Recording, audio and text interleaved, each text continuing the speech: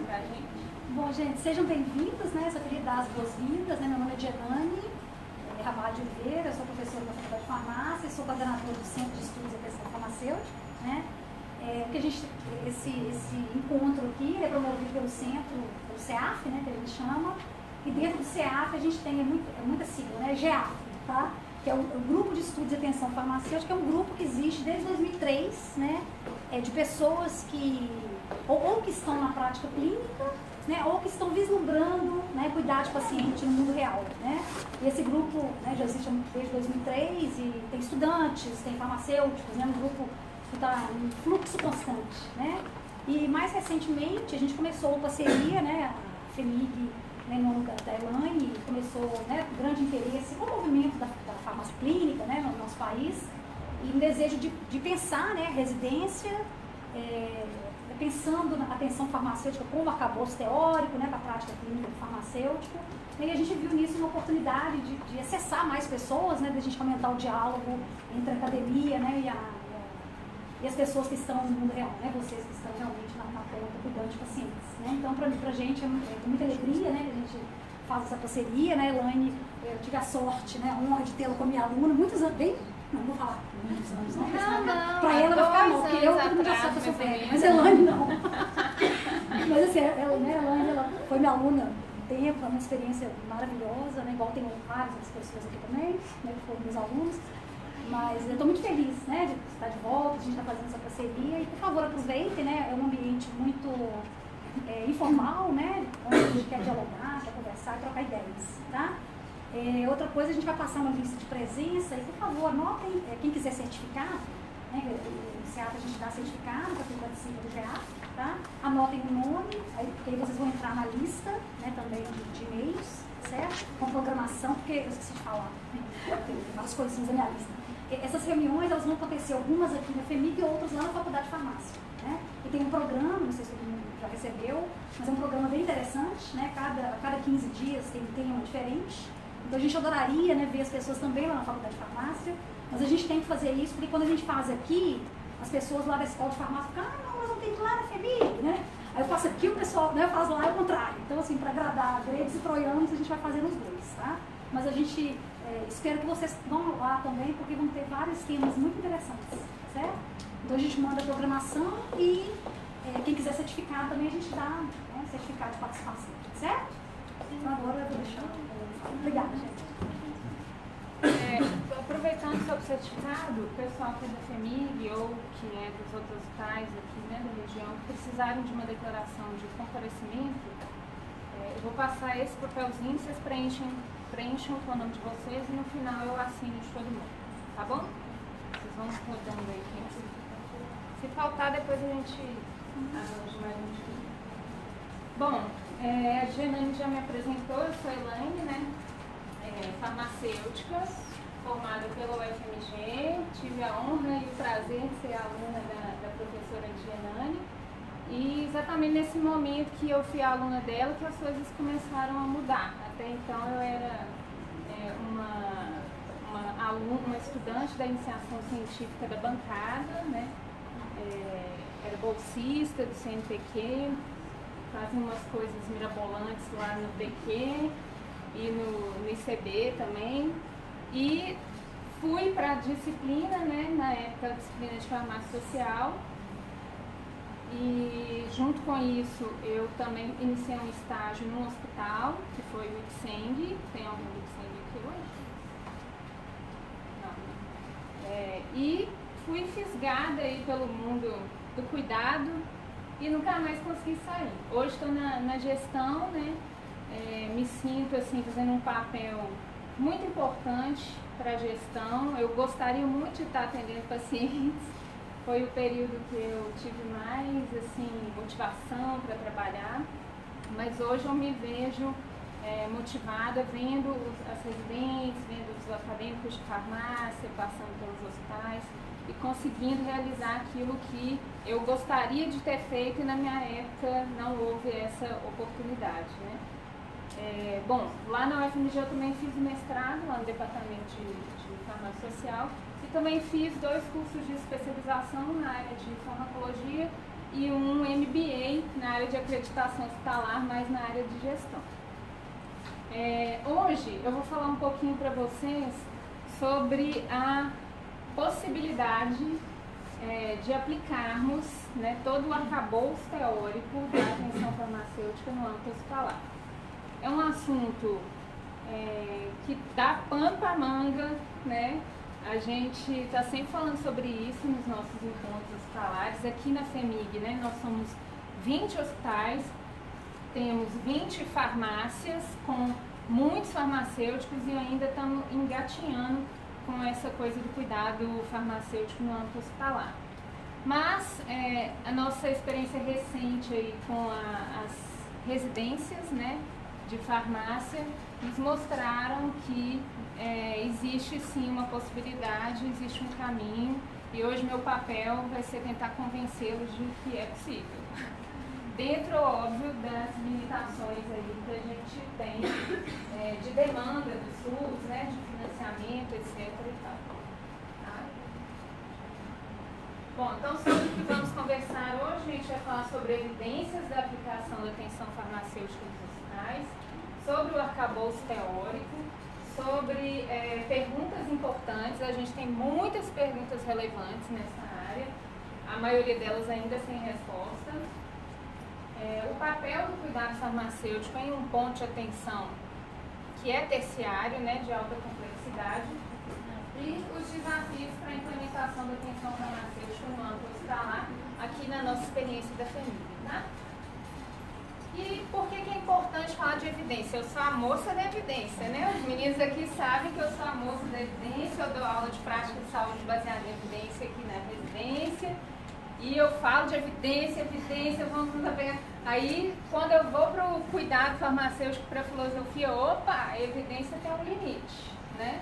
Ela tem um limite, ela ajuda muito, óbvio, ela é super importante, mas tem outras coisas que também são importantes no cuidado, né? Mas aqui é importante a gente falar sobre evidência, né, dessa prática, porque a gente tem que definir prioridades. O SUS está passando, nesse momento, uma crise, talvez a pior desde o seu nascimento, né? Com aí um cenário muito ruim para os próximos anos, se aquela emenda constitucional vingar realmente, né? Se ela não for derrubada, a gente já vive subfinanciamento, a gente vai viver uma estagnação e a demanda ela não para de crescer, então a gente precisa definir prioridades. Então, como é que eu, lá, que sou gestora aqui na FEMIG, vou convencer o presidente da FEMIG de que é importante, né, liberar farmacêuticos ou contratar mais farmacêuticos para atender aos pacientes? Ei, Maria! Maria do HCO, temos que registrar, né? Presenças ilustres, a gente tem que registrar. A gente precisa convencer com evidência. A gente precisa mostrar evidência, eu preciso mostrar impacto, relevância, né, desse serviço. É bom por quê, é bom como, é bom quanto, né? Por quê? Porque eu preciso evitar atrasos, a gente precisa evitar desperdício, nós não temos mais como jogar o dinheiro fora, né? A gente nem tem mais dinheiro para jogar fora, na verdade. E a gente precisa minimizar desigualdades, né? Garantir equidade nos atendimentos, garantir resolutividade dentro das redes de atenção. Bom, e como que a gente demonstra impactos positivos no campo da atenção farmacêutica, né, do cuidado farmacêutico? A gente pode fazer isso mostrando resultados humanísticos, né, que vão ter a ver com a satisfação dos usuários, e aí a turma do CEAF é super, mega, hiper, blaster, expert nisso daí, né? Eu não sei nada sobre isso. Minha vida foi toda na área quantitativa, mas eu sempre indico quem quer trabalhar, procura a turma do CEAF, que eles têm muito expertise.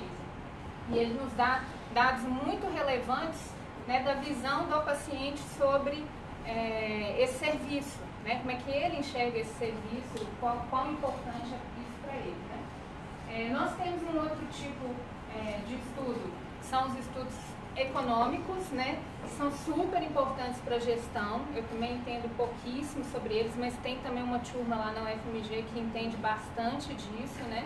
Professora Cristina, professor Chico, Eles também, a Cristina também tem dialogado muito com a gente sobre isso. Esses resultados aí são muito importantes para a gente aqui convencer, né, os gestores. E a área que eu entendo melhor, que eu fiz alguns trabalhos, que fiz TCCs aí nesse sentido, que são os resultados clínicos, nos quais, né, a gente pode avaliar PRM identificado, resolvido, prevenido, evoluções positivas no estado de saúde e maior frequência de pacientes atingindo as metas terapêuticas, né? E aí é importante falar de desfecho clínico, desfecho substituto, porque na atenção farmacêutica a gente tende muito a mostrar desfechos substitutos, que são resultados de parâmetros laboratoriais, né? De sinais, sintomas, mas é importante a gente introduzir também desfechos que são clínicos, ou seja, desfechos que importam para o paciente, né? Qualidade de vida, melhora, sei lá, da autonomia, por exemplo, em algumas condições, né? Melhoras cognitivas, enfim, isso é super importante e é pouco mensurado nos estudos na área da saúde em geral. E o que dizem as evidências, então, sobre os serviços clínicos ofertados por farmacêuticos hospitalares?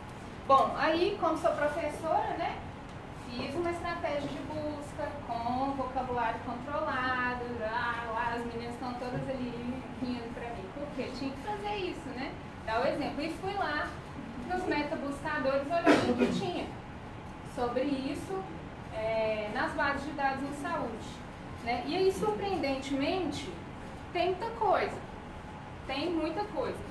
Eu filtrei assim, só as revisões sistemáticas que apareceram no Trick Database, vieram 16 revisões, e no Epistemônicos vieram 73 revisões temáticas sobre esse assunto. Só que aí, assim, esse muito nem sempre é bom, né? Aí a gente começa a avaliar a qualidade desse muito. Obviamente que eu não li tudo isso em 15 dias, né? 73 mais 16 revisões temáticas, mas eu corri o olho, assim, nos títulos, nos resumos de algumas e selecionei duas para trazer para vocês que me pareceram que eram as mais interessantes, assim, que mostravam alguma coisa no âmbito dos hospitais, né? E aí teve essa daqui foi publicada lá pelo pessoal de Granada, na Espanha, uma revisão sistemática que avaliou serviços de GTM no mundo inteiro. A ideia era avaliar isso, só que quando eles recuperaram os dados, apareceu de tudo menos GTM. Apareceu revisão de prescrição, apareceu busca de erro de dispensação, de erro de administração, né, coisas mais da área de segurança do paciente. De tudo um pouco apareceu, eu marquei ali algumas coisinhas para depois vocês verem e mando também os estudos, né, depois para a Karina, para as meninas, para mandar para vocês. Mas assim, aparece de tudo menos GTM, quase que não aparece GTM. E teve uma revisão brasileira, aliás, antes de passar para a revisão brasileira, só mostrar ali que apareceram também diversos cenários que eu marquei ali, né? UTI pediátrica, pediatria, UTI neonatal, hospitais gerais lá nos Estados Unidos associados ao Medicare, UTI geral, UTI cardíaca, muita gente na UTI, né? Que é um reflexo também ou não dos nossos serviços aqui. Sim, né? E aí depois veio uma revisão brasileira, com dados do Brasil. E aí nessa revisão apareceu coisa mais legal do que aquela outra lá de Granada. Eu achei interessante, porque aqui de fato me parece, aí eu precisaria ler os estudos individuais, né? Mas me parece que sim, que alguns estudos de fato em alguns lugares de fato estão fazendo algo no mínimo muito parecido ao GTM, pela forma como eles descreveram o desfecho, né, e os resultados, e obtendo resultados positivos. Nesse caso aqui está muito pequenininho, até no artigo original está pequenininho, mas esse primeiro aqui são pacientes com HIV/AIDS, é um estudo de 2011 num hospital dia universitário, com acompanhamento de 12 meses. Eles usam o método PW. Os parâmetros são pacientes HIV, né? Então os parâmetros monitorados foram hemoglobina, CD4, positivo, contagem viral, da carga viral, e problemas farmacoterapêuticos. E aí eles encontram resultados positivos em todos esses parâmetros. Aqui embaixo são pacientes com hipertensão resistente, é um estudo de 2007. Aí o método deles é um pouco nebuloso, tá? Parece que é um método próprio. E eles medem pressão sanguínea, aderência e qualidade de vida. Opa, já tem um desfecho ali que pelo menos está um desfecho legal, né? Nós não vamos também detonar demais. E eles também veem resultados positivos das intervenções. E um terceiro estudo, nessa mesma revisão, que também avaliou pacientes com hipertensão, ele é de um hospital universitário de Porto Alegre, não sei se é o HC de Porto Alegre.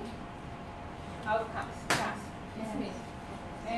Método DADER, também avaliando pressão sanguínea, adesão, nível de hidrocloro de tiazida no sangue, e também, nesse caso aqui desse estudo, eles não conseguem comparar porque todo mundo foi muito bem nos dois grupos, então eles não encontraram diferenças significativas entre os dois grupos, tá? Bom, o que essas coisas todas nos dizem, né? Que apesar da baixa qualidade, né, da relativa qualidade baixa desses estudos e das evidências, algumas questões emergem da literatura. Por exemplo, né, estudos que avaliaram serviços de farmácia clínica, como eles são chamados na maioria dos lugares, né, visando condições específicas, por exemplo, vou avaliar só o grupo de hipertensão arterial ou só o grupo do ICC, tiveram resultados mais conclusivos do que aqueles que resolveram avaliar o geral, como a gente está fazendo aqui na FEMIC, por exemplo. Mas calma.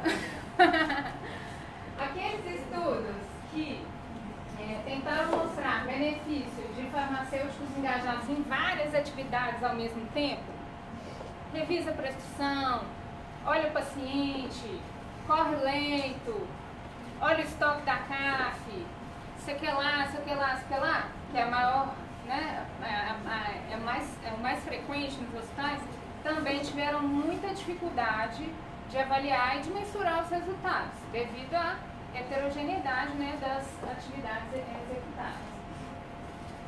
E a gente também pode concluir que é difícil avaliar com precisão a contribuição dos farmacêuticos no cuidado de saúde, visto que existem diversos fatores confundidores nos sistemas de saúde, né, nas organizações de saúde. A gente não atende sozinho o paciente. Alguns de nós estão em serviços muito precários, que falta muita coisa, né? Há pouco tempo atrás tive notícia que estava um desabastecimento pavoroso aí na atenção primária, e aí os farmacêuticos, né, tiveram mais dificuldade, obviamente, de fazer seus pacientes alcançarem os objetivos terapêuticos, né? Não tem o medicamento, como é que faz? E a gente também atende com outros profissionais, né? A gente atende com os médicos, né? Com enfermeiros, com nutricionistas. Então, o resultado do cuidado não depende, não tem como isolar, né, só a nossa contribuição. Na verdade, o resultado vem do trabalho da equipe como um todo, né?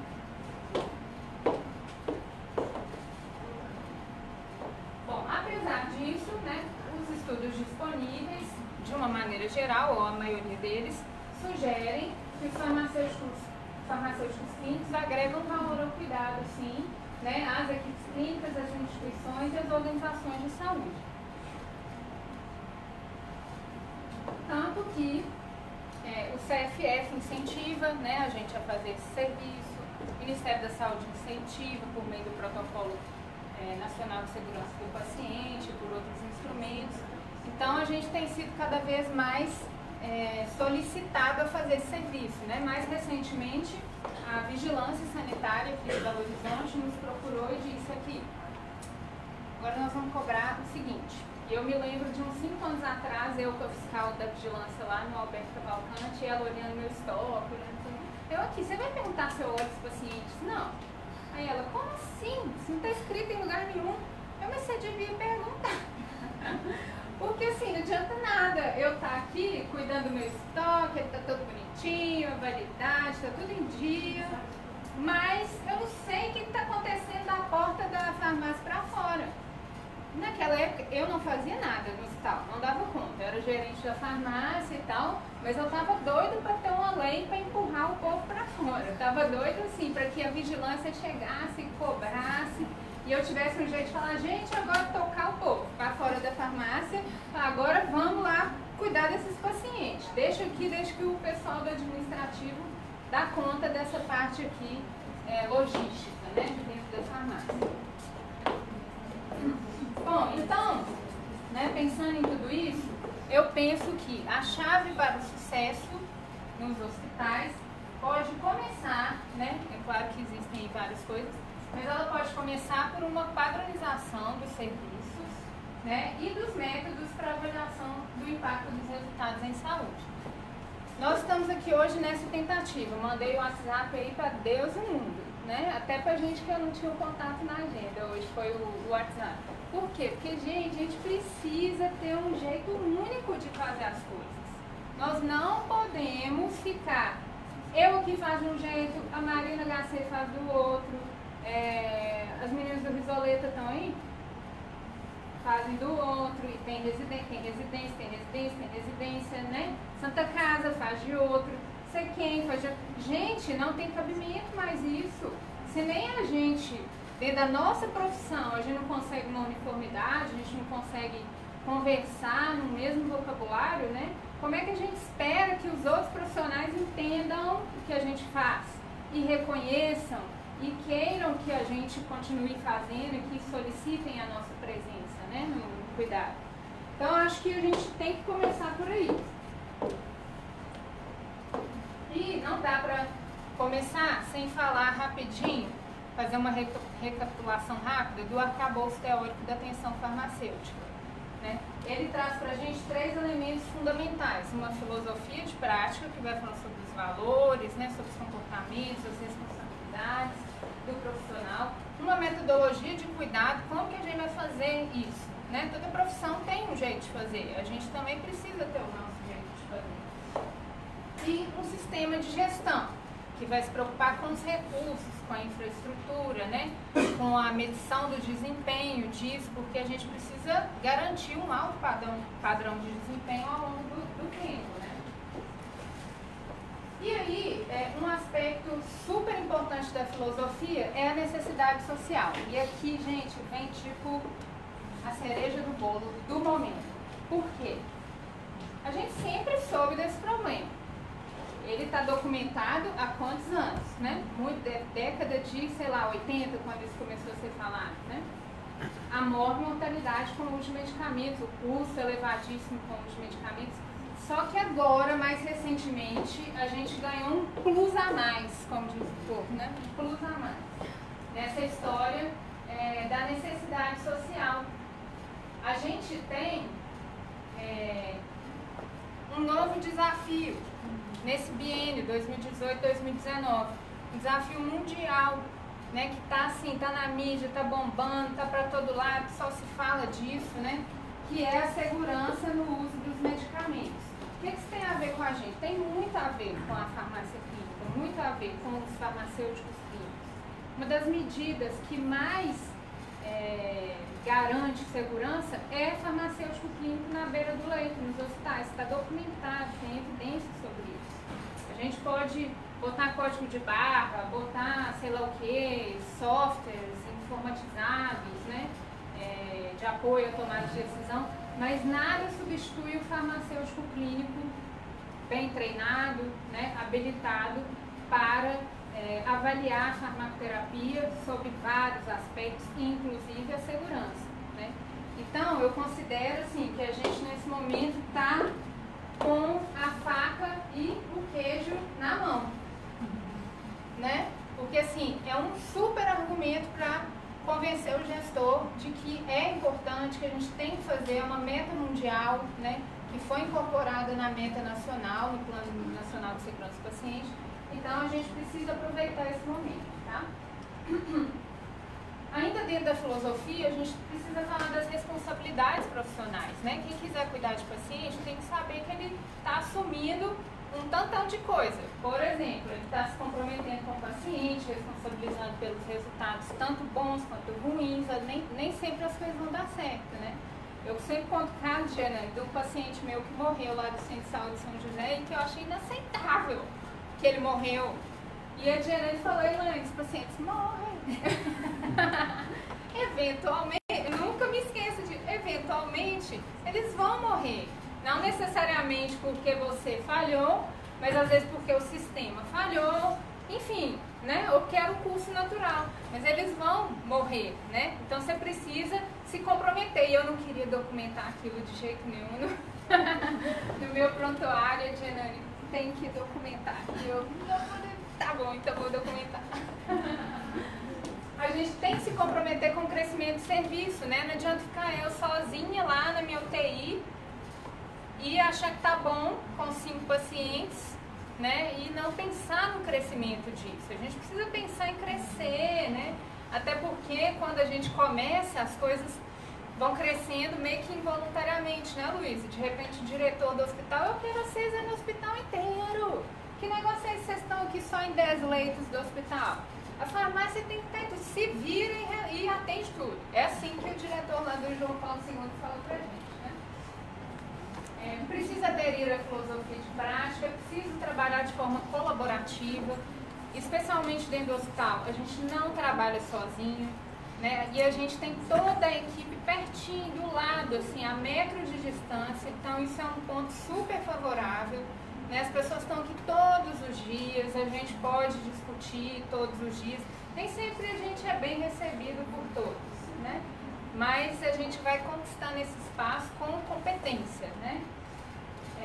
Trabalhar com resultados clínicos, humanísticos e econômicos positivos e ofertar um serviço de alto padrão de qualidade, né? Isso tem que ser premissa básica do profissional que pretenda trabalhar com isso.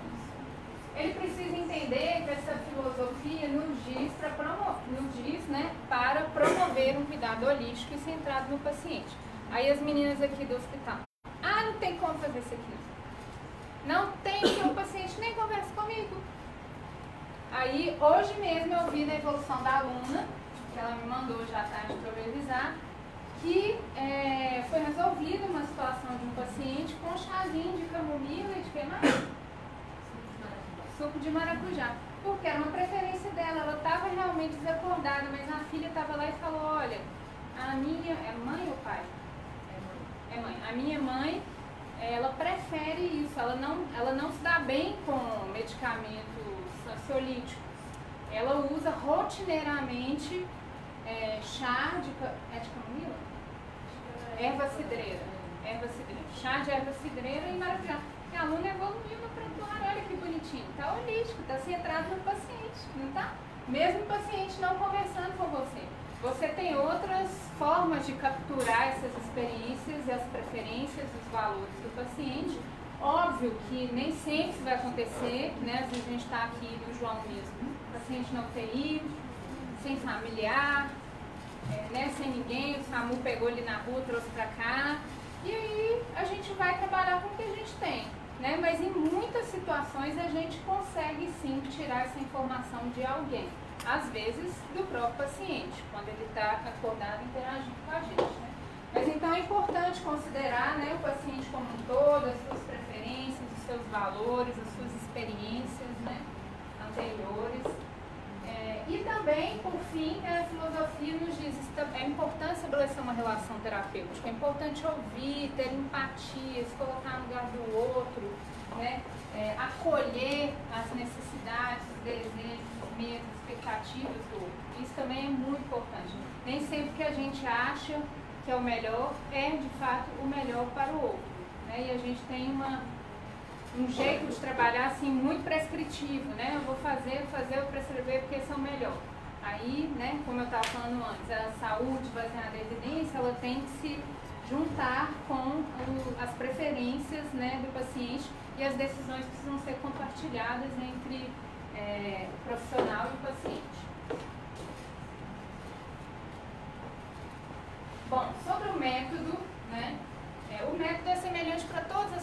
Eu trouxe aqui um exemplo do processo de enfermagem. O que a enfermagem faz? Ela faz diagnóstico de enfermagem, ela avalia se tem uma necessidade, faz diagnóstico, avalia as alternativas, propõe uma intervenção e depois avalia se deu certo, se deu errado, se precisa ajustar e continua, né, fazendo esse ciclo aí ao longo do período da internação, no caso do cuidado hospitalar, né? E o farmacêutico, o que ele faz? Ele faz uma avaliação inicial, que em alguns lugares a gente chama de anamnese farmacêutica, o Conselho Federal chamou de anamnese farmacêutica, outros falam entrevista, enfim, tem vários nomes.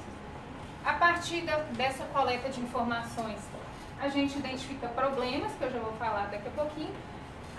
Para resolver esses problemas, traçamos um plano, depois avaliamos se deu certo ou não. E fazemos esse ciclo, né, durante todo o processo de cuidado do paciente. Todas as profissões fazem isso, né? Não tem novidade. Todas as profissões da saúde.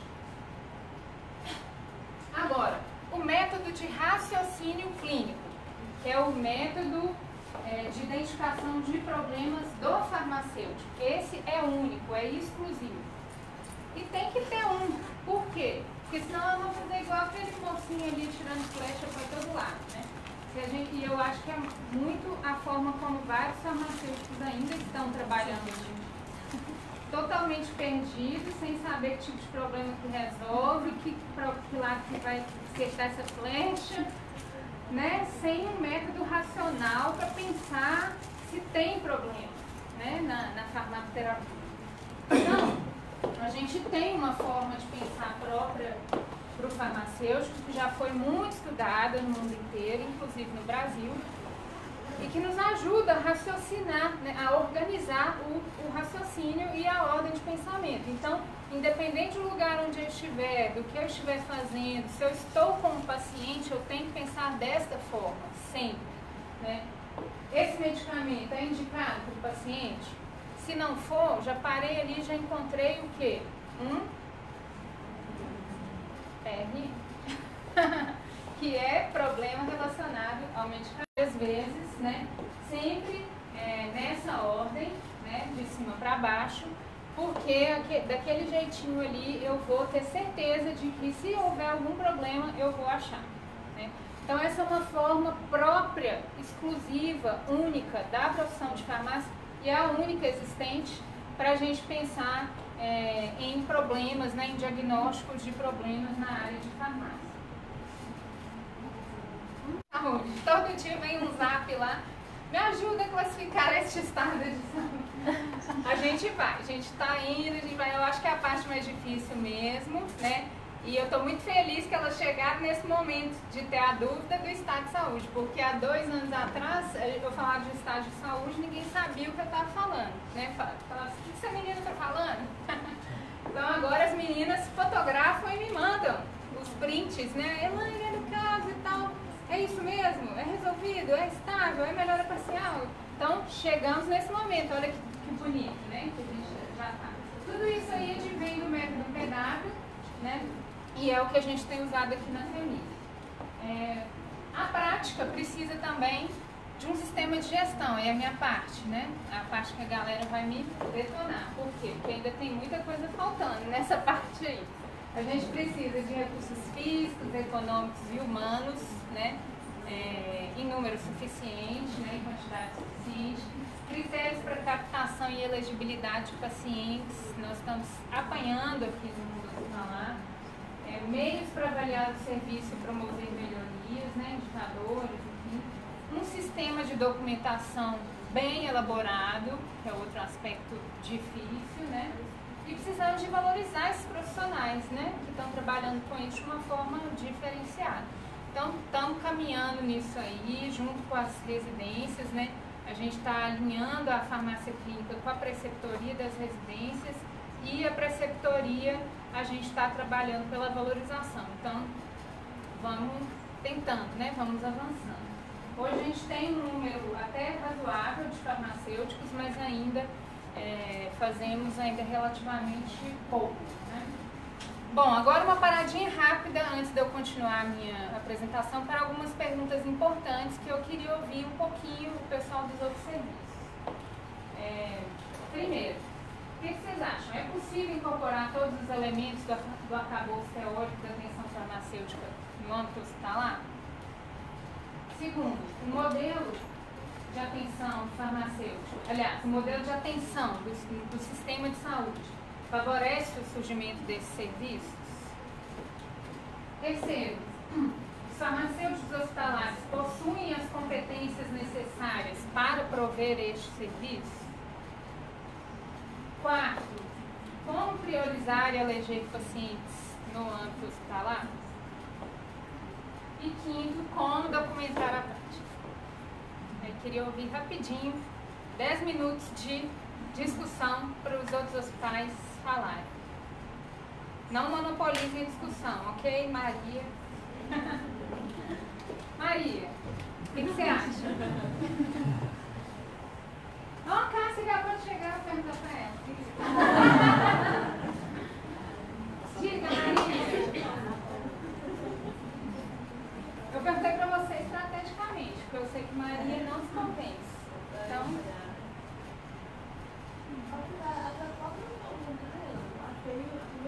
Eu acho mais difícil de tudo é que a resposta não é uma coisa difícil. Por mais que você tenha trabalhado na tentativa de alinhar o tal da base do déficit, que você acabou de falar, né? A casa do lado de um jeito, um HT do outro, né? Educando, né? Não dá para ficar amarrado naquela tentativa de harmonizar o nível de complexidade grande, a gente não consegue. Então, acho que a gente não pode amarrar isso. Né? Eu acho que pode ter discussão conseguir comparar com o alimento. Pode ter discussão possível, pode ter outro que não possível. Principalmente quando você passa por causa da alta complexidade. Então, eu acho que é super básico. É igual a gente dá aula de transmissão no medicamento. Né? Já desde o vez você conhece quando você fala assim, você vai passar e plantar, melhorar o sistema de produção de medicamento. Vou dar um exemplo. A Raul, né? Vamos falar de você, promoção. A turma, o maior parte do medicamento sozinho no oral. É uma coisa. Então, olha, você tem que plantar um sistema, né? O maior produção de medicamento. Mostrando a clínica, né? Alta complexidade. Tem que ter uma vida. A maior parte dos casos injetável. Aí você não consegue, você não consegue. Um consegue, o outro não consegue. Então, a gente tem que ter realmente o perfil do paciente que não está tendo recebendo o serviço. Então, o perfil é o primeiro gargalo. Depois tem que ter a sua equipe, né? Quando você tem a equipe, é a coisa mais tranquila. Você tem uma cabouça terapia muito grande, você harmonizar o sistema, né? Aí tem o quantitativo para o que você quer fazer. Então, eu acho que passa por várias questões. Quando você tem que priorizar o paciente, você vai trabalhar com a mesma realidade, né? Da equipe que você tem. Agora, eu, já na nossa experiência do HC, acho que quando você entra em priorizar e eleger o paciente, uma coisa que para nós tem sido muito importante ao longo dessa caminhada é trabalhar alinhado à política da sua instituição. Ótimo ter falado. Essa para mim é a palavra-chave. Tem sim, caminhar para o sistema do sistema. Eu gosto de falar isso em teoria porque essa coisa de farmacêutica, eu sei de tudo, eu sou ótimo, querer chegar mudando, revolucionando, porque eu aprendi, né? Todo mundo buscando, todo mundo buscando, cada estudo, eu sei tudo. Olha, está fadado a não sair do lugar. Eu faço experiência própria, né? Eu faço parte das primeiras equipes farmacêuticas hospitalares, muito bem formado na área, né? Hospitalar, quando eu cheguei no meu primeiro hospital, estava horrorizado, eu fiz toda para trabalhar, que é o que eu estou falando hoje, né? Eu sou a primeira farmacêutica hospitalar no Felipe, né? Eu primeiro só trabalhei um pouquinho, então,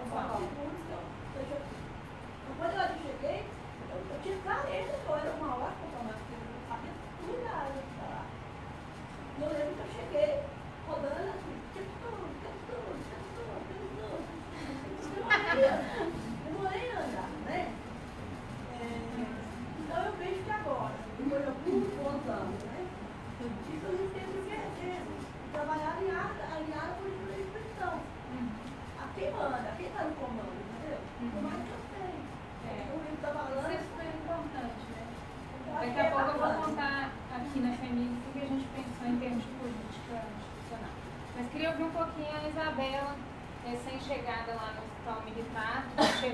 Eu tô meio assim, igual a Maria. Que absurdo, que absurdo, que absurdo. Eu não tenho todas as respostas, mas eu tô aqui pensando nessa questão de se adequar ao perfil da instituição e pensando, por que não é assim para fisioterapia? Por que não é assim para fonoaudiologia? Por que não é assim para medicina? Por que não é assim para enfermagem? Por que tem que ser assim para farmácia? A enfermagem, ela faz a mesma coisa em qualquer lugar. A fisioterapia, gente, eu ficava sofrendo lá no hospital porque os fisioterapeutas chegaram e todo mundo já sabe o que eles vão fazer, tá ótimo, tá todo mundo já envolvido lá no sistema e a Isabela batendo cabeça que ela não sabe como que ela vai implantar a farmácia clínica. Porque eu tenho que ir lá, eu tenho que mostrar pro gestor que a farmácia clínica é importante, ok. Mas ela tem que ser a mesma para mim, tem que ser a mesma para a FEMIG, porque senão não faz sentido, é assim para todas as profissões, porque pra gente não vai ser.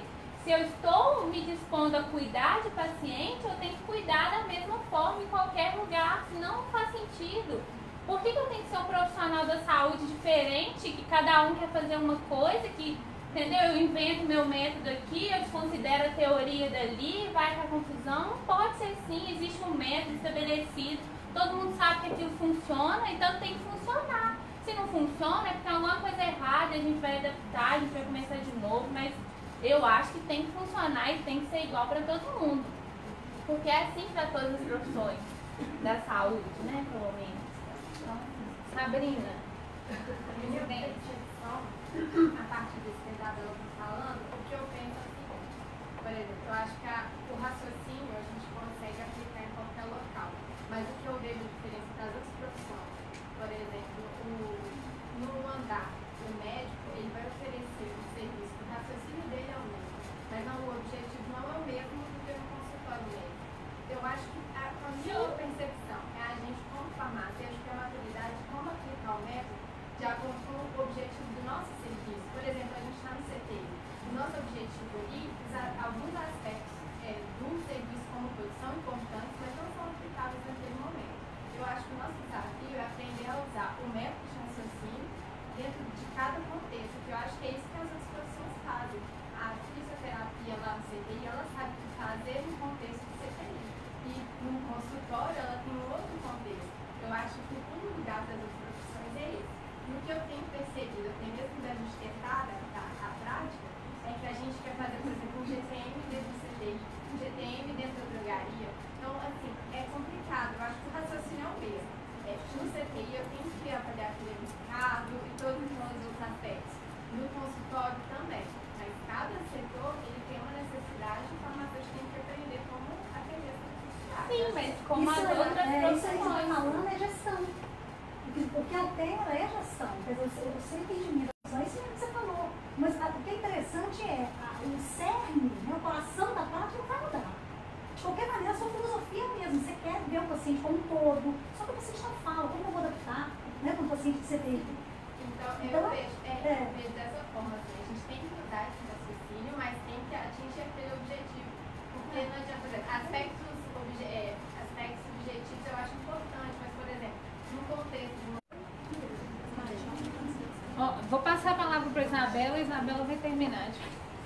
Tô brincando. Mas daqui a pouco vocês conversam, tá? Não vamos perder o fio da meada, não, gente, porque ficou bom demais. Acho que Sabrina chegou na pergunta que eu queria chegar mesmo, assim. Qual que é o papel do farmacêutico no âmbito hospitalar? E mais ainda, né, dentro dos vários hospitais com vários perfis diferentes que a gente tem, né, o que a gente vai fazer em cada cenário? A gente tem o TI, que é diferente da ambulatório de diabetes que a Luísa atende, lá no João Paulo II, que é diferente do Hospital Dia HIV AIDS Eduardo Menezes, que é diferente, enfim. Mas eu acho que o que está todo mundo aqui concordando é que existe um jeito de pensar, e isso ninguém tem dúvida, que esse jeito a gente vai aplicar a todo momento, e que existe um processo de cuidado, que é o quê? Eu avalio, verifico as necessidades farmacoterapêuticas, penso no plano e me responsabilizo pelos resultados disso, né? Isso a gente vai sempre fazer, esse é o coração, que eu acho que, né, que a Diana está dizendo ali, é o coração da prática, né? nem sempre a gente vai conseguir coletar dados da experiência subjetiva com medicamento, e concordo totalmente, Sabrina, que talvez o hospital não seja mesmo o melhor lugar para isso. Vou falar agora por quê.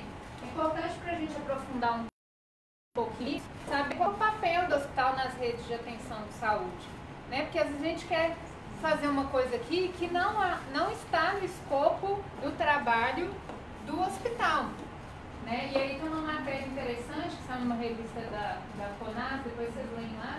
Ela fala sobre isso, ela fala inclusive sobre a sobrecarga dos hospitais, sobre a busca incessante, né, que os pacientes têm pelos hospitais, numa crença de que tudo lá vai ser resolvido, né, que só o hospital consegue resolver os seus problemas de saúde, né, as suas dores, enfim.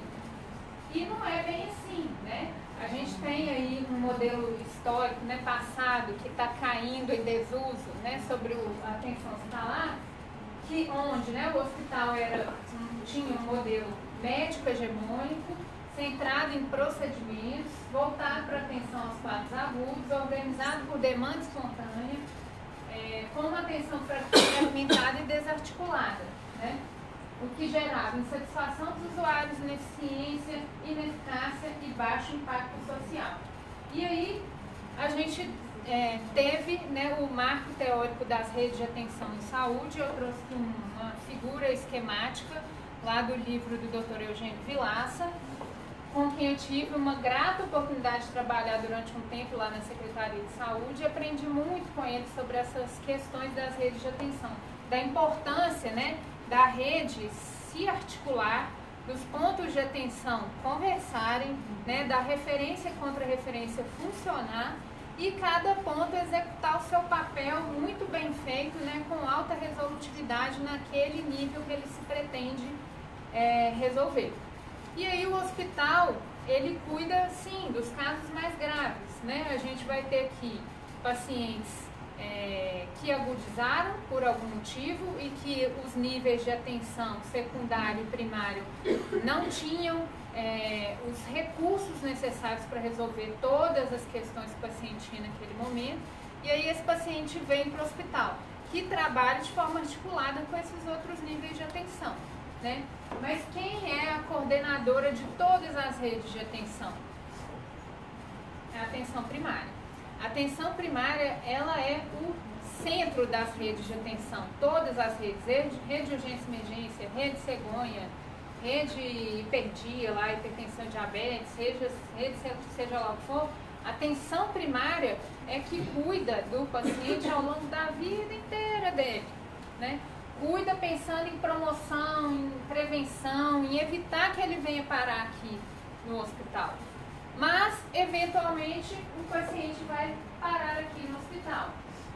E aí, né, nos modelos mais modernos, quais seriam os papéis do hospital? O hospital deve se organizar como um ponto de atenção da rede de atenção em saúde, de forma regionalizada, articulada, integrada e regulada, né? Hoje, a gente está tendendo a ter cada vez menos hospitais de porta aberta. Os hospitais passam a ser, nesse novo modelo, regulados, né, por uma central de regulação que vai trazer os pacientes que de fato têm que vir para cá, né?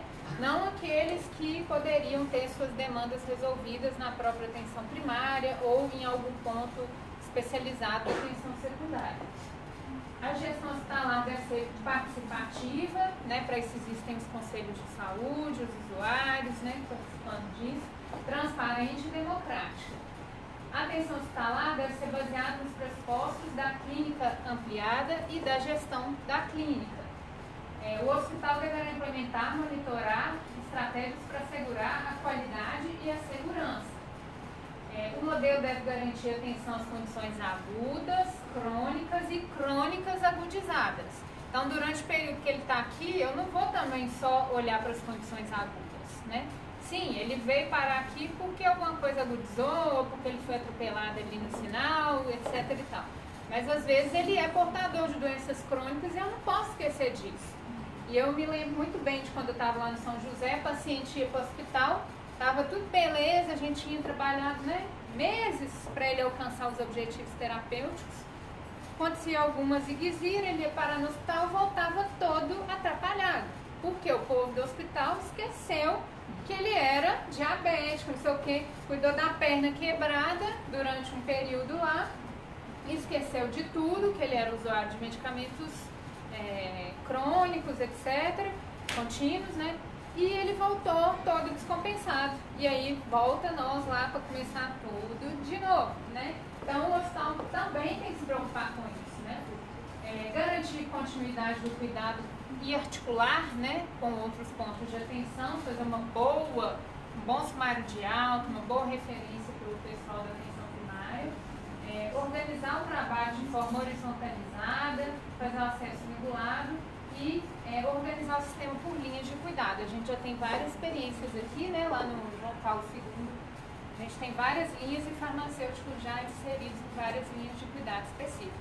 Então esse é o formato mais moderno, né, dos hospitais. Mas, antes de passar ali, existe uma questão no hospital, né, que a Sabrina ali, eu sempre falo com as meninas, a Sabrina mencionou ali na fala dela. O hospital é um local de passagem.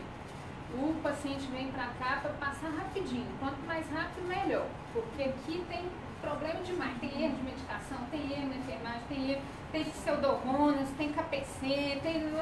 Então, assim, o negócio é liberar ele o mais rápido possível aqui, né? Entrar, fazer pontualmente o que tem que fazer, garantir um mínimo de estabilidade para liberar. Então, uma angústia inicial aqui quando a gente começou a trabalhar era: nossa, eu não estou vendo nenhum objetivo terapêutico ser alcançado, o paciente tem alta antes. Mas é claro, e tem que ter mesmo, né? A gente não vai ficar esperando pressão de 12/8 para liberar o paciente, não. Lá na atenção primária eles conseguem resolver pressão até de 18/12, 18/11, não precisa o paciente ficar aqui correndo o risco, né, de pegar uma infecção e tal. Então a gente vai trabalhar aqui, quando a gente vai fazendo planos de cuidado, com metas parciais, né, com metas alcançáveis aqui neste ponto de atenção. Né, metas que permitam que esse paciente seja liberado da UTI para a enfermaria, da enfermaria para casa, né, e daí por diante. Tá?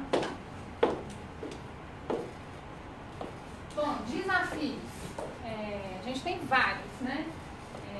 O mais importante deles, eu acho, no momento, e por isso convoquei tanta gente para vir aqui hoje, é a gente falar, pensar e agir como profissionais. A gente está faltando muito isso no mundo da farmácia, né?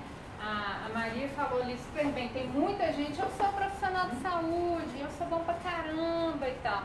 Mas assim, será que somos mesmo bons esse tanto? Será que se hoje o presidente da FEMIG falar, como a gente já correu esse risco aí em alguns momentos, vou demitir esse farmacêutico tudo, tá dando despesa demais, não dá resultado nenhum, nós temos 100 e não sei quantos farmacêuticos na FEMIG, tá caro demais esse negócio. Será que vai fazer falta para o sistema de saúde? Algumas funções, talvez nem tanto, né? Inclusive tem muitas farmácias hoje sendo gerenciadas por enfermeiros, por administradores aqui na FEMIG. Por quê? Porque de fato não precisa ser o farmacêutico. E aí muita gente aqui vai me fulminar agora, né?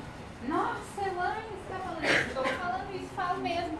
Falo com propriedade de causa, com quem foi gerente de uma, né, com quem teve essa experiência e tive, por exemplo, uma equipe da CAF sem nenhum farmacêutico. Nenhum farmacêutico. E as pessoas ficam, como é que a CAF funcionava sem nenhum farmacêutico? Não funcionava, gente. Aquilo é um trabalho logístico, operacional, o trabalho da CAF. Óbvio que eu estava ali como retaguarda técnica, né, para as questões técnicas, para ser conquistada, para supervisionar, para olhar pontualmente as coisas que precisam olhar. Agora eu ficar lá olhando prateleira, ficar olhando sei lá o que, ficar preenchendo planilha, de jeito nenhum. Eu tenho um conhecimento que me permite fazer coisas melhores pelos pacientes, né? Não que esse serviço não seja importante, claro que ele é importante, né? Haja visto que o desabastecimento provoca uma ruptura no cuidado, né? Uma desorganização geral no sistema de saúde, seja lá onde a gente estiver. É claro que isso é importante, mas o que eu acho é que a gente não precisa ter um batalhão de gente com a formação de farmácia envolvida nisso. A gente pode ter um batalhão de outros profissionais com um farmacêutico no comando, né? E aí, quando a gente tiver isso, quando a gente atingir esse patamar, aí, muito provavelmente, a gente vai ter reconhecimento social, né, credibilidade no sistema de saúde, né, as pessoas vão entender o nosso papel e vão pedir a nossa atuação. Alguns exemplos da FEMIG, tá, para a gente finalizar. Aí falando sobre política, Maria, entendendo essa necessidade de ter uma política institucional, a gente criou aqui uma política mesmo da farmácia clínica na FEMIG. Isso foi em meados de... foi no ano passado, na verdade, o primeiro documento que a gente produziu, e agora a gente está produzindo os anexos que vão trazer os modelos, os padrões, essas coisas, né? Tudo baseado no método PW, tudo baseado no arcabouço teórico da atenção farmacêutica e muita cópia e cola do livro da Jenay. Com, obviamente, os direitos, os créditos autorais a ela, né? Mas aí a gente começou a desenvolver esses instrumentos porque a gente percebeu que dentro da própria rede tinha muita heterogeneidade do jeito de fazer, no jeito de falar, né, no vocabulário. Então a gente começou e vem tentando, né, utilizar instrumentos padronizados. Aqui é uma fichinha para anamnese farmacêutica que a gente desenvolveu.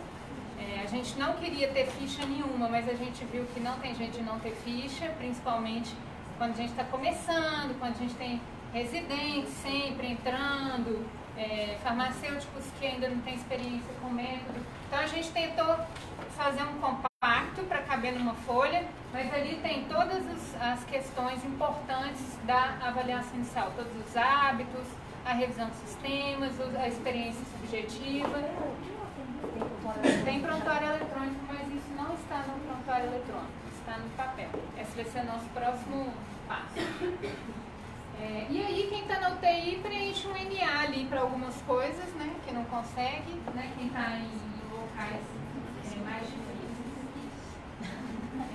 Nós desenvolvemos, né, um guia para as pessoas entenderem como é que se constrói um plano de cuidado, como é que faz a avaliação de resultados, etc.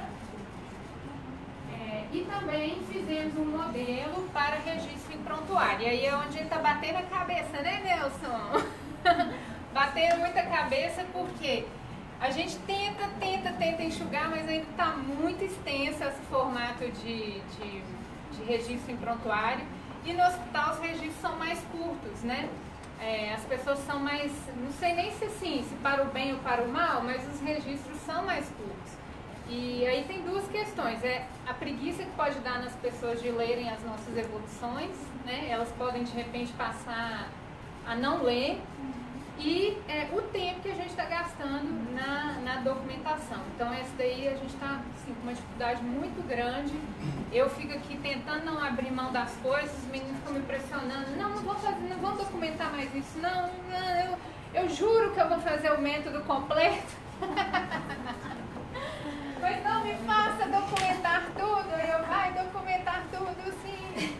Mas eu mesma não tenho segurança de se esse é o melhor caminho, sabe? A gente ainda está experimentando algumas coisas e vamos ver onde a gente vai chegar. Aqui um exemplo do modelo, a gente dividiu a nossa evolução. A gente baseou mais ou menos no método SWAP, mas aí a gente customizou, né, para a atenção farmacêutica. Então a gente tem um quadro geral que traz informações subjetivas e objetivas da história, do momento atual do paciente, etc. e tal. Depois a gente tem a parte de avaliação farmacêutica, onde se registra cada doença, suas metas, seus parâmetros de monitorização, se tem PRM ou se não tem, e no final as condutas, que são, né, o que eu vou propor para resolver os problemas que eu encontrei. Aqui é um exemplo de uma documentação, não dá para ler, mas depois vocês vão poder ver nos slides, mas dá para ver asma, hipertensão, diabetes, né? Depois as condutas aqui embaixo, hipercolesterolemia.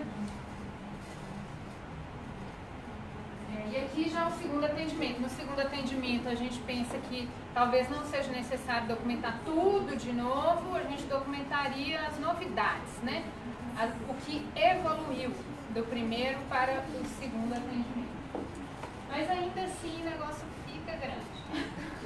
Fica grande por quê? Porque no hospital o povo usa medicamento demais, é muita doença, é muita coisa, é muito distúrbio, então estamos tentando, né? E aí, mais recentemente também, ainda nem todos viram, a gente fez um fluxo. Por quê? Porque o povo quer que a gente atenda todo mundo, só que a gente não tem pernas. E aí imagino que é o que você está passando lá, né, Isabela? A gente não tem pernas para atender, para seguir, vamos dizer assim, todos os pacientes ao longo de todo o período de internação.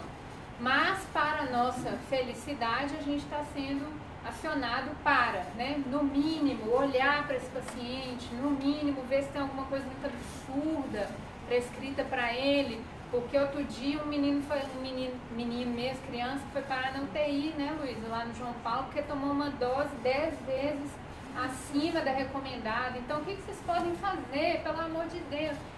Você vai ficar aí só nesses 10 leitos fazendo GTM. Aí o médico ainda falou assim, né? Você vai ficar fazendo GTM? Eu, não, que bonitinho, a gente até sabe a sigla, né? Você vai ficar fazendo GTM, né, Aline? Para 10 leitos.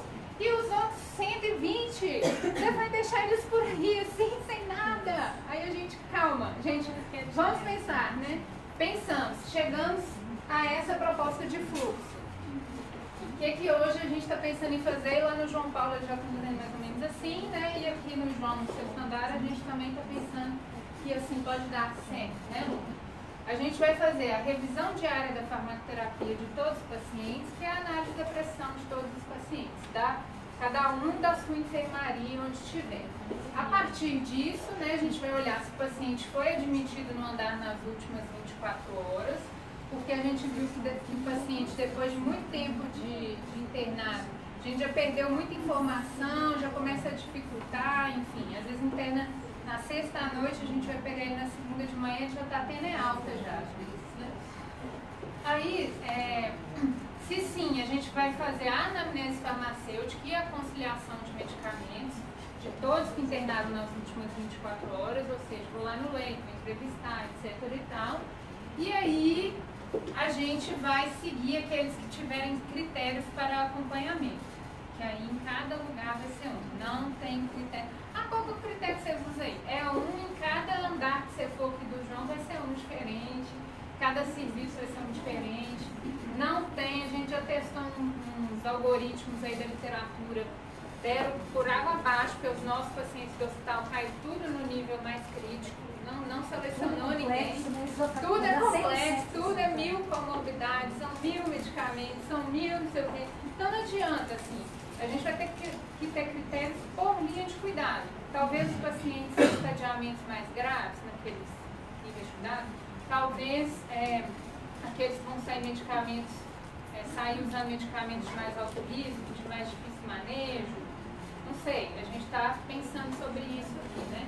Mas aí a gente vai seguir aqueles que tiverem esses critérios e os demais a gente vai educar quando preciso, fazer orientação, alguma coisa, e seguir revisando a farmacoterapia deles diariamente, todos os dias, até ele ter alta do hospital.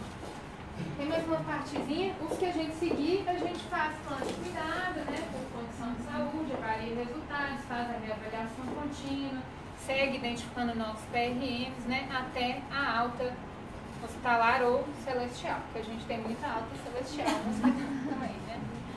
Aí manda lá pro pessoal da prefeitura, né, da proteção primária. Exatamente, Que faz o mesmo serviço, né, que pensa do mesmo jeito. Exatamente, Eu acho que assim, em nenhum lugar a gente vai ter pernas para atender todo mundo e seguir todo mundo. Então, mas é real essa necessidade de, no mínimo, garantir que coisas muito absurdas não vão acontecer. Então, essa foi a forma como a gente encontrou, que parece, pode funcionar. Daqui a uns meses a gente dá retorno para vocês sobre isso, né? De tentar cobrir todas as enfermarias, né, com o mínimo, e de eleger alguns pacientes que talvez mais se beneficiariam do serviço, né, para o acompanhamento ao longo da internação. Bom, um outro desafio enorme é a formação para a prática, né? Nós ainda estamos recebendo aqui, já começou um pouquinho a melhorar o perfil, né, dos residentes, eles já vêm com alguma bagagem, mas ainda tem uma defasagem. A nossa formação foi muito defasada e a formação atual ainda é relativamente defasada no sentido, né, da farmacoterapia, né, do manejo de doenças, enfim. E a gente vem tentando aqui, com a residência, né, complementar um pouquinho disso, mas a gente também tem dificuldades, né? A gente tem dificuldade de encontrar os experts aí no manejo das diretrizes clínicas no âmbito hospitalar. E aí faço aí uma convocação a todos para a gente se aproveitar mais uns dos outros, né? Às vezes a gente tem aqui na FEMIG gente que sabe muito de determinadas doenças, tem lá no militar outros sabem muito, outros sabem muito. Eu acho que é momento da gente juntar forças, né? Assim, fazer as coisas juntos mesmo, né? A gente tem feito isso, né, com Sofia Feldman há um tempão, que as meninas participam das nossas reuniões. E isso se juntando mesmo para ver se a gente consegue, pelo menos, diminuir um pouco dessa defasagem da formação, né?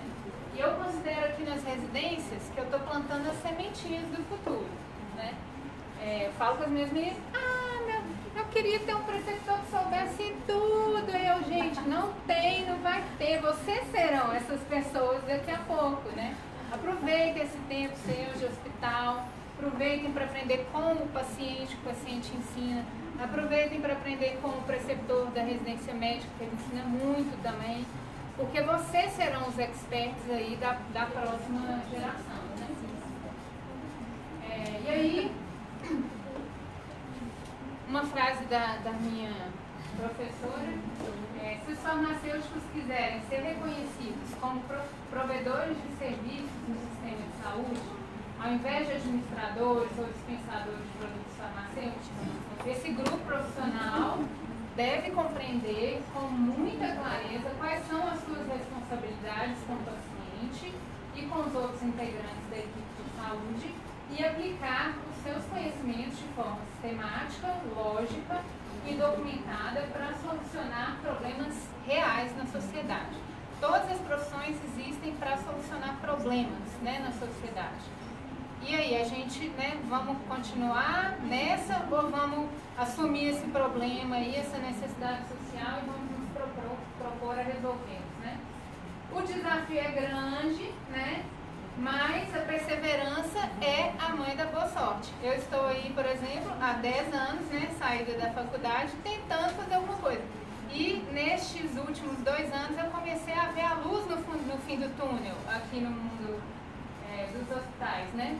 E eu gosto sempre de mostrar esse gráfico aqui para as meninas, que é o gráfico da habilidade versus tempo, né? Muitos vão desistir muito rapidinho. Isso não é pra mim, nossa, tem que estudar demais, meu Deus, eu não sei nada, nossa senhora, não sei nem por onde começar, desiste. Alguns vão conseguir ultrapassar essa barreira da frustração e vão dizer, nossa, legal, agora eu tô bem, ó, já tô sabendo um pouquinho disso daqui, eu já consigo acompanhar a corrida de leito, eu tô beleza, e vai ficar ali nessa zona do conforto, né, sem se tornar expert. E espero que todos nós aqui, todos vocês, ultrapassem essa barreira, né?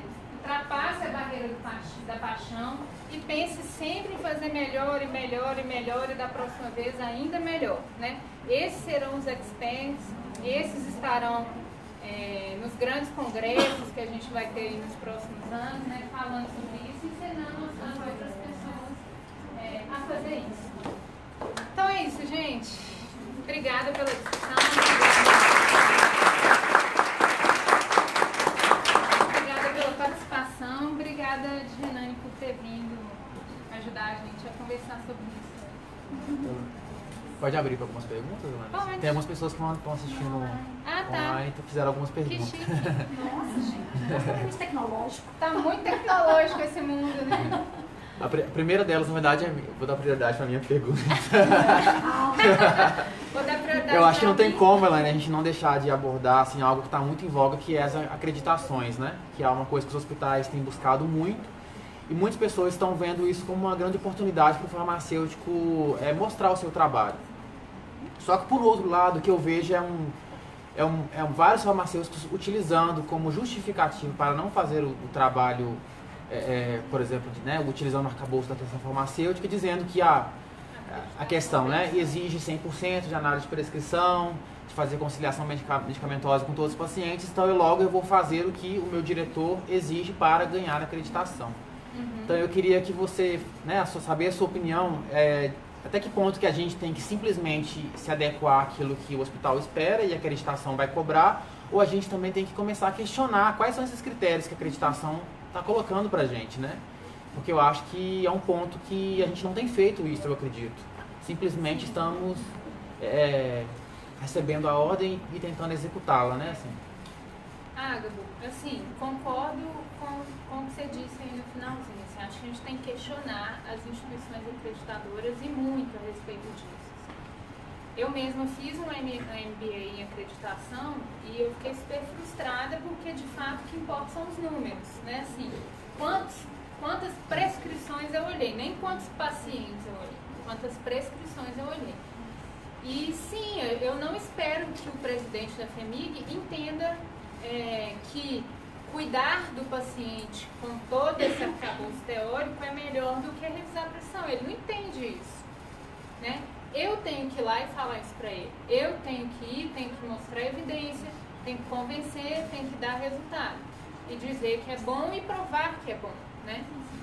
Eu acho que a acreditação, de uma maneira geral, ela é boa para os hospitais, né? Ela ensina o hospital a trabalhar de forma mais padronizada, com um nível de qualidade maior, a desenhar processos e a seguir processos, etc.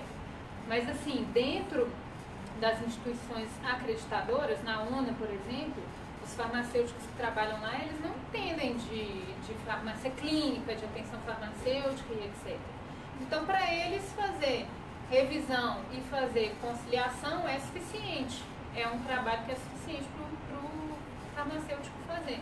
Aí cabe a gente questionar. Quando nós fomos questionados sobre isso aqui na FEMIG, eu me reuni com as meninas e falei, gente, nós não vamos poder falar não pro diretor que está querendo que a gente olhe o hospital inteiro. E nem é estratégico para a gente fazer isso.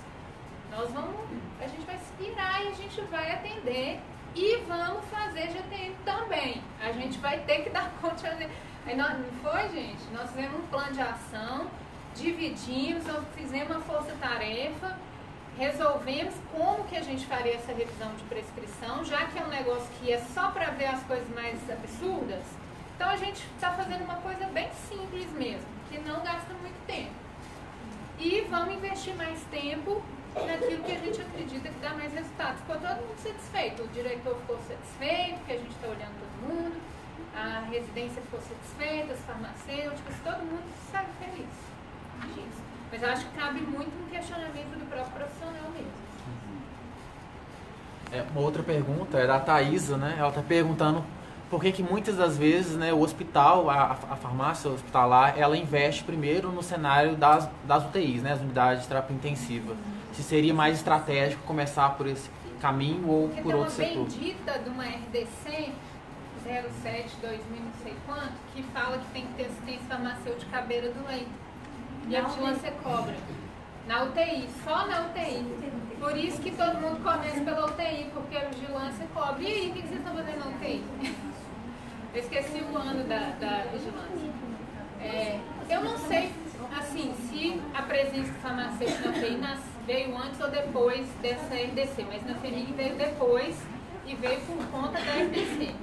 Mas tradicionalmente me parece que a UTI é um lugar onde os farmacêuticos talvez se sintam mais confortáveis. Eu acho até meio doido isso, assim, porque eu, a primeira vez que fui fazer corrida de leito aqui na UTI com as meninas, eu fiquei totalmente perdida, né? Você tem lá várias suspeições diagnósticas, tem nada fechado, ninguém sabe direito o que o paciente tem, tá todo mundo tentando fechar diagnóstico ali e trata-se de condições, né?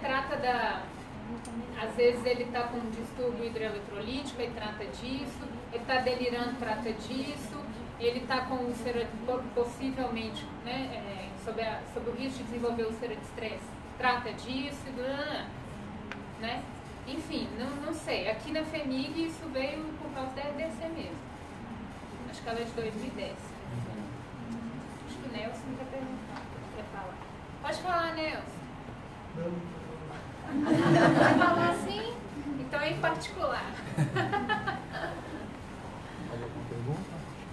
Tem mais aí? Não. Tem um comentário, na verdade, da Mariane Sadenberg, farmacêutica, que ela estava falando a respeito dessa, né, do que a gente estava discutindo sobre as diferenças que tem, né, em âmbito hospitalar para outros níveis de atenção. E ela estava falando, deixa eu só localizar aqui. Ela falou que, na verdade, né, o que vai alterar são os fatores relacionados à gestão da prática, né, foi o que a gente estava falando, né, e não os componentes da prática, que isso tem que ser a base do nosso raciocínio, né. Então, o que altera? Onde eu vou buscar informação sobre o paciente, onde e como eu vou documentar, né, o tempo para tomada de decisão que vai alterar dependendo do nível de complexidade, né, qual paciente que eu vou priorizar, que foi o que você já falou, e também qual PRM que eu vou resolver ou qual eu vou priorizar, né? Porque em geral eles têm muitos PRMs e aí a gente fica assim, perdido. O que eu resolvo primeiro? Acho que é aquilo que está submetendo ao maior risco, né? Que está prendendo ele no hospital. Ou, se ele estiver comunicando com a gente, aquilo que mais incomoda ele, que a gente sempre também precisa priorizar. Uma outra coisa que eu acho interessante, só para fechar, né, que a gente está vivendo um pouco isso, a gente está num ambulatório de reumatologia, do HC, né, eu acho que essa responsabilidade que a gente passa a assumir com a atenção farmacêutica, que elas nos chamam para isso, ao mesmo tempo é o desafio que a gente também está entrando da questão de referência e contra-referência, né, se eu não consigo resolver um problema que eu identifiquei, é minha responsabilidade profissional encaminhar esse paciente e buscar formas que outros profissionais vão resolver. E isso é um desafio para todos os profissionais de saúde, né? Não só para nós. Exatamente.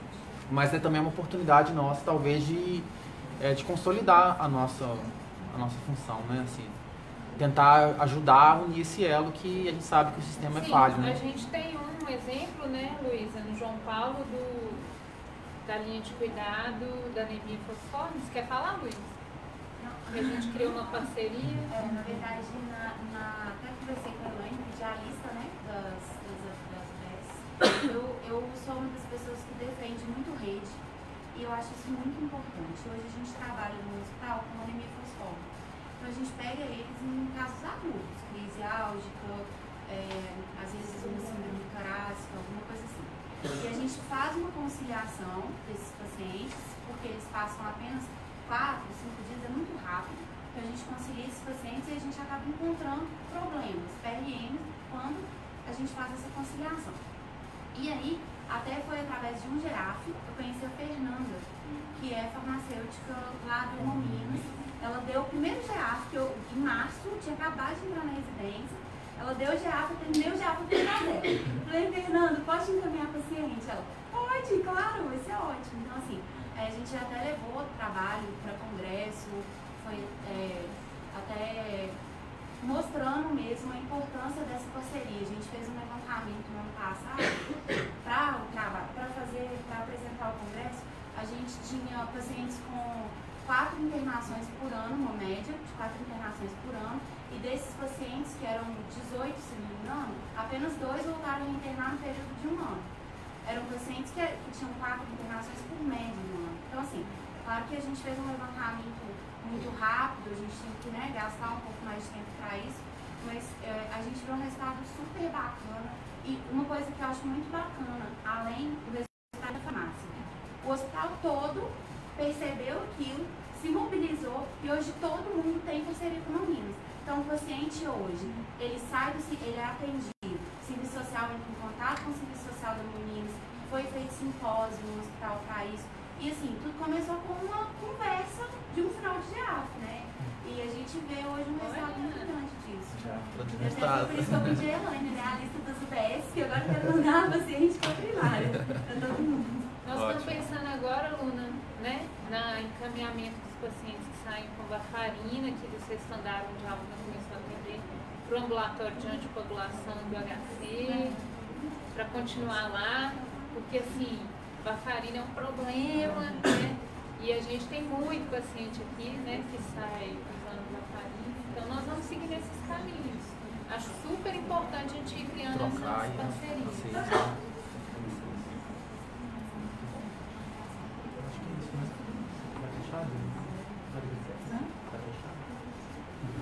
Boa noite, queria parabenizar também pela apresentação da Elaine, né, e trazer um pouco também da contribuição em relação ao tema, né, da formação clinical e no cuidado hospitalar, né. Eu acho que, assim, em relação à pergunta que fizeram sobre a acreditação, eu acho que a gente tem que aproveitar a onda de alguma forma, né. Estão dando evidência para a gente, eu acho que a gente tem que, tipo assim, pegar essa evidência e aproveitar de alguma forma. Não restringir ela, porque a gente acaba numa análise de prescrição pura e acabada e a gente, geralmente a farmácia clínica no âmbito hospitalar sempre sofreu um pouco essa né, sempre alguém ia lá e fazia essa crítica, né, que na verdade era uma crítica para que diversas vezes eu fui em palestras e as pessoas sempre falavam, vocês trabalham só com análise de prescrição. Só que eu acho que a gente tem superado isso, assim. Eu acho que no processo de análise de prescrição, vamos montar uma evolução farmacêutica que consiga abarcar o método, né? Que consiga trazer o que é indicado, o que é seguro, efetivo, conveniente para o paciente daquele âmbito hospitalar. E aí eu acho que a gente tem que aproveitar esse momento. Eu acho que aproveitar a RDC, que eu acho que muito farmacêutico veio depois. E aí, por exemplo, a gente tem a Sociedade Brasileira de Terapia Intensiva, que ela tem espaço para farmacêutico e para nutricionista e para psicólogo, né? Há outras sociedades que tem, que eu acho que são essas aberturas que a gente vê nesse bloco fechado, que é o cuidado médico, médico-centrado, que eu acho que a gente tem que investir um pouco. A Sociedade Brasileira de Geriatria é multiprofissional e cabe o farmacêutico lá e tem espaço. A de diabetes também.